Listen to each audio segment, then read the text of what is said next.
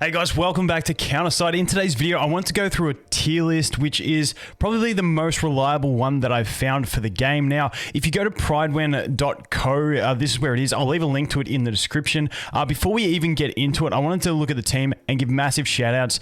So I believe some of the people that have been helping on this, I've been out of the scene for a little bit, but like some top players and stuff. So this is the most reliable tier list that I could find that the community was recommending in Discord. So I wanted to show you guys. I have not created this. I've been out of the loop with this game for probably about 8 months. So I still have my base thoughts from when I first played the Southeast Asia version, but this is probably the most reliable source that you're going to look to find the information. Now, there's a couple things that I want to talk about in this tier list about different filters and stuff, because you might look at this and go, I'm not seeing any of this stuff. So we have the Southeast Asia server and we do have the global server. So we want to click on global server. That's what most people are, looking at. Then don't get caught into the PvE rating. I mean, if that's your focus, that's your focus. I normally like to focus on the PvP of this game, because this game is one of those games that even if you hate gotcha PvP, this one is still incredibly fun. So that's what I like to focus on. But if you don't care about PvP at all, you can stick on the PvE ratings. But just keep in mind, you can mouse over every character and find out more information about their different ratings in different sections of the game. But if we go over here, we can hit this drop down, and as you can see, you got story rating, raid rating. You got all the different areas of the game that you can get information on. I like to look at the PvP, but once again, you can check any area, and if you see a character and you're like, okay, I've pulled them, you can just mouse over and find out, okay, where are they good in this. Now, the other thing that they do say that this has not taken into account, like, Korean changes and meta shifts, and the global tier list is based off where they think it's going to be set based on theory crafting, because even though you know every character that's there, because some are dropped out, the metas could be different to what even the top players on other servers expect. So what I'm saying here is take it with a grain of salt, but normally your top tier characters are going to be top tier characters. So, that's the general gist of what we're looking at. So when you're looking at it, this is why the Hilde, I still don't know how to say it, but everyone's rerolling for her. Now, the reason you like a lot of people are rerolling, myself included, to get her is because she is an awakened unit. They're harder to get, and if you can have one off the start, it's really strong. She's going to be harder to get. Whereas if you don't get a Gayun from the start, you've got more chances of pulling her along the way. So and keep in mind, when we look at this in terms of PvP,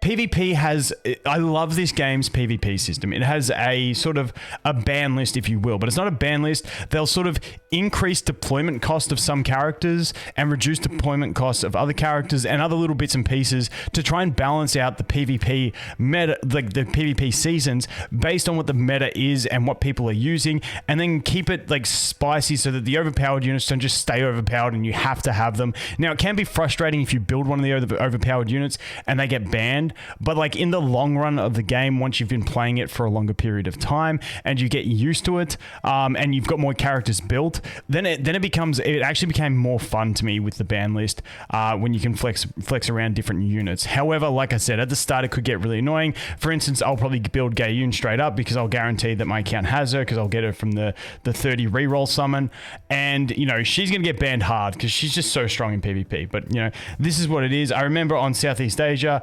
Chifuyu got banned early, I think, yes. Yang Harim got banned early. Kyle got banned early. Xiao Lin got banned all the time. She was getting like increased crazy amounts of times. So all those things. Now, obviously, global isn't going to be Southeast Asia, but the mech team early on, because if you have Titan, the rest of the mech team's pretty simple to build. They're all pretty cheap, and if you can, because we have things like the tank, and not that one. That's a different tank. I can't see the tank on the tier list. Is the tank even in the game for this? It's an SR tank. Don't tell me they've dropped. Where's the SR tank? I can't. It was like called, I can't even remember what it was called, but yes, there is a tank that I don't see on the list, but it might be there somewhere and I'm just missing it. But basically, yeah, you can build a really cheap team with Titan. It does fade off, but as you can see in PvP rating in the Southeast Asia version, he's only an A. In global, he's SS, because the meta hasn't shifted away from it. So, if you get Titan early on, not too bad. He was immune to the ban list in Southeast Asia. Not saying it'll happen in global, but he was like immune to it, which was sick.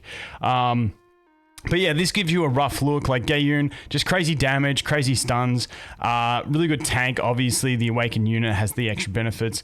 Then we got Chifuyu. I think Chifuyu had like the big defense break off memory. It's been a while since I've done it. Now, these guys, these weren't even in the game when I left Southeast Asia. I was saving for this banner with these guys forever, and it never came, and I ended up quitting the game before this banner even came. So I'm hoping to pull these units. I want to build a soldier team with these guys. So hopefully I can get an account with her along with Awakened Hilda. Now, I probably won't, but if I do, that would be incredibly, incredibly nice to get. So yeah, those guys are both really strong in a team together. And as you can see, the other soldier of it is too. She's really good, Kang So Young. I like her. She's like a 2 deployment cost. She throws a car out that stuns units and stuff like that when she deploys, and she can snipe deploy into the back row and work really well. So I like her. Yang Harim has really good support with healing, also, you know, speeding up as well. Free to play healer Evelyn, just a really good free to play healer.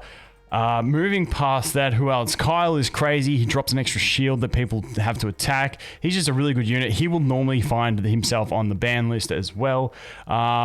This chick, Sniper, I never actually had her, so I can't remember her skills too well, but she hits like a truck is all I remember. The twins were the first battle pass. They're really strong. Now, Esterosa. Now, Esterosa is one of those ones, kind of like Titan, very high deployment cost, but like just like solos everything in the early game. So that's why in the PvP rating for global, she's so high at the moment, because she just like solos teams. She's pretty ridiculous at the start, but then she does fall off. Now, this is the other cool one. Sylvia. I kind of think Sylvia is very similar to me to Gayun.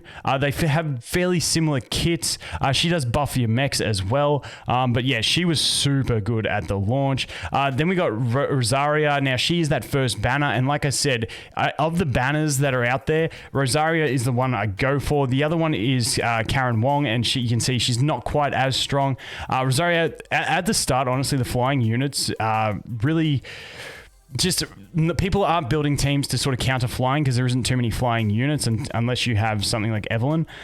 So people aren't really countering that sort of stuff early on. Now, this dude's in here because when you drop him, he's going to heal all your mechs. So he's really useful for that.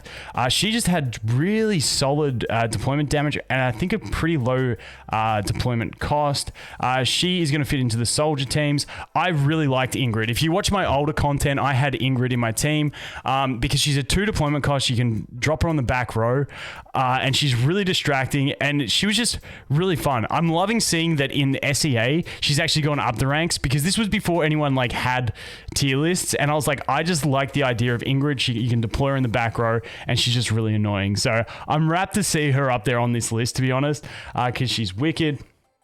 Obviously, here we have deployment damage, which is always going to be a strong thing. And then he has the counter, which is always going to be a valuable thing if you can place it correctly. But those are the main units that we're looking at. This is the tier list. Like I said, if you're curious about something, say you're trying to build a soldier team, you can click on soldiers and have a look and see what kind of soldiers that you have that you can, try and make a team out of. Otherwise, maybe a mech team. So we can click here. We can filter for mechs. As you can see, mechs. Where is the tank? No, that's not it. Maybe the tank isn't in it global.